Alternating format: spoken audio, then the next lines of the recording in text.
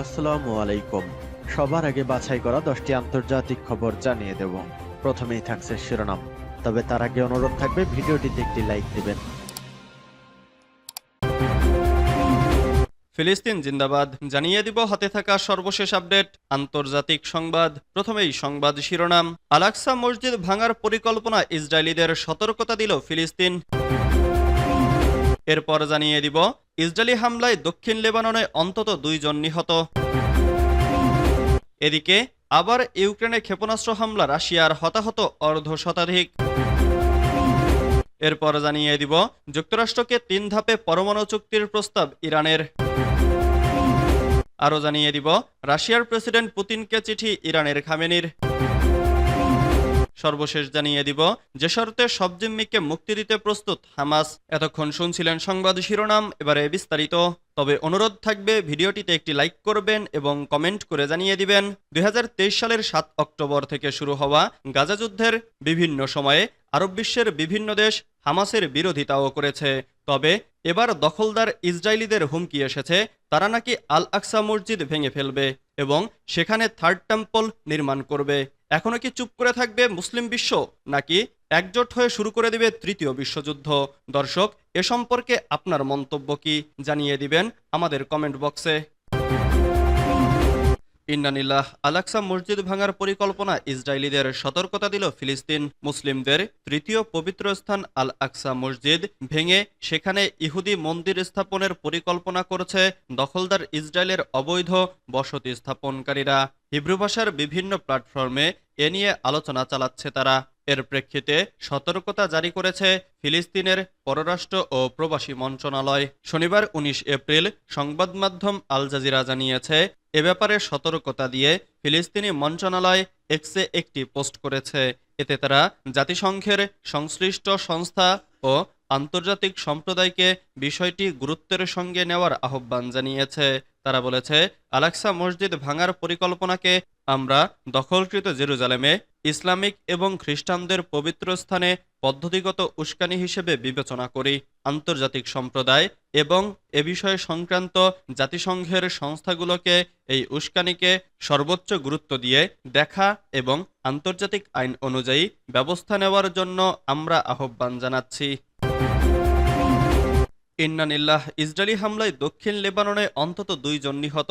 দক্ষিণ লেবাননে Israeli drone হামলায় পৃথক 2টি ঘটনায় অন্তত 2 জন নিহত হয়েছেন বলে জানিয়েছে লেবাননের স্বাস্থ্য মন্ত্রণালয়। ইসরায়েলের দাবি, নিহতরা হিজবুল্লাহর সদস্য ছিলেন। একটি হামলা চালানো হয় সীমান্তবর্তী গ্রাম আইতা আশাব ও রামেইশের মধ্যবর্তী সড়কে চলমান একটি যানবাহনের ওপর। দিনের শুরুতে অপর একটি হামলা হয় উপকূলীয় শহর সাইদনের দক্ষিণাঞ্চলে চলা একটি গাড়ির ওপর। লেবাননের স্বাস্থ্য মন্ত্রণালয় এক বিবৃতিতে জানায়, সাইদন ঘাজিয়া সড়কে ইসরায়েলি শত্রুর হামলায় 1 জন নিহত হয়েছেন। ইন্নানিল্লাহি ও ইন্না ইলাইহি রাজিউন। এটি ছিল দক্ষিণ লেবাননে ইসরায়েলের টানা 4র্থ দিনের হামলা। গত নভেম্বরে 1 বছরব্যাপী সংঘাত থামাতে অস্ত্রবিরতি কার্যকর হলেও ইরান সমর্থিত হিজবুল্লাহর সঙ্গে চলমান উত্তেজনার মধ্যে ইসরায়েল প্রতিদিনই লেবাননে হামলা চালিয়ে যাচ্ছে। ইসরায়েলি সেনাবাহিনী জানায়, সাইদন এলাকায় একটি নির্দিষ্ট লক্ষ্যবস্তুতে হামলা চালিয়ে হিজবুল্লাহ যোদ্ধা মোহাম্মদ জাফর মান্নাহ আসআদ আবদুল্লাহকে হত্যা করা হয়েছে। তাদের দাবি, আবদুল্লাহ লেবানন জুড়ে হিজবুল্লাহর যোগাযোগ ব্যবস্থা স্থাপনের দায়িত্বে ছিলেন। শুক্রবার সন্ধ্যায় সেনাবাহিনী জানায়, আইতা আল শাব এলাকায় আরেক হিজবুল্লাহ সন্ত্রাসীকে লক্ষ্য করে হামলা চালিয়ে হত্যা করা হয়েছে। হিজবুল্লাহ এখনও এসব হত্যাকাণ্ড নিয়ে কোনো মন্তব্য করেনি। আবার ইউক্রেনে ক্ষেপণাস্ত্র হামলা, রাশিয়ার হতাহত অর্ধশতাধিক। উত্তর পূর্ব ইউক্রেনের খার্কিভ এবং সুমি শহরে রাতভর রাশিয়ার ক্ষেপণাস্ত্র ও ড্রোন হামলায় 1 জন নিহত এবং কমপক্ষে 57 জন আহত হয়েছেন। শুক্রবার 18 এপ্রিল সকালে ইউক্রেন কর্তৃপক্ষের বরাতে এ তথ্য জানিয়েছে রয়টার্স। একটি টেলিগ্রাম পোস্টে কর্তৃপক্ষ বলেছে, হামলাটি অ্যাপার্টমেন্ট ভবন, একটি শিক্ষা প্রতিষ্ঠান এবং একটি বেসামরিক প্রতিষ্ঠানকে ক্ষতিগ্রস্ত করেছে। এই হামলায় আহতদের মধ্যে রয়েছে 5 জন শিশুও। ইউক্রেনের দ্বিতীয় বৃহত্তম এই শহরটির মেয়র ইহোর তেরেখভ বলেছেন, প্রাথমিক তথ্যের ভিত্তিতে হামলায় 15টি অ্যাপার্টমেন্ট ভবন ক্ষতিগ্রস্ত হয়েছে। ঘটনাস্থল থেকে পাঠানো স্থিরচিত্রে দেখা গেছে অ্যাপার্টমেন্ট ভবনগুলোর কাছে রক্তাক্ত আহত ব্যক্তিদের প্রাথমিক চিকিৎসা দিচ্ছেন জরুরি কর্মীরা। ইউক্রেনের প্রেসিডেন্ট ভলোদিমির জেলেনস্কি বৃহস্পতিবার 17 এপ্রিল বলেছেন, রাশিয়া ইউক্রেনের জ্বালানি স্থাপনায় হামলার সংখ্যা কমিয়েছে, কিন্তু এর পরিবর্তে হামলা করেছে বেসামরিক অবকাঠামোতে। যুক্তরাষ্ট্রকে 3 ধাপে পরমাণু চুক্তির প্রস্তাব ইরানের। যুক্তরাষ্ট্রকে 3 ধাপে একটি চুক্তির প্রস্তাব দিয়েছে ইরান। এতে মার্কিন নিষেধাজ্ঞা প্রত্যাহারের বিনিময়ে ইউরেনিয়াম সমৃদ্ধকরণের ওপর সীমা নির্ধারণের কথা বলা হয়েছে। গত সপ্তাহে ওমানে প্রথম পরোক্ষ আলোচনায় ইরান মার্কিন প্রতিনিধিদের কাছে এই প্রস্তাব পাঠায়।